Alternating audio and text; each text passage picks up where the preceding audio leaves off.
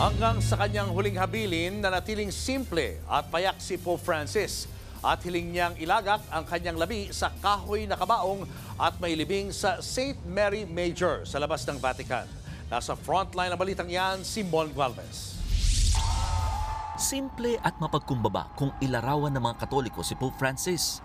Siya ang kauna-unahang Santo Papa na hindi tumira sa malaking papal apartment sa Apostolic Palace. Sa halip, mas pinili niyang manatili sa Santa Martha Guest House kasamang ibang empleyado tauhan ng Vatican. Pati ang huling habilin ni Pope Francis, simple lang din.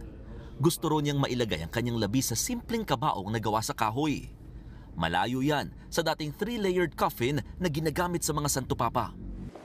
Hinabilin din ni Lolo Kiko na mailibing siya sa Basilica of St. Mary Major at hindi sa St. Peter's Basilica kung saan nakalibing ang karamihan sa mga yumaong Santo Papa.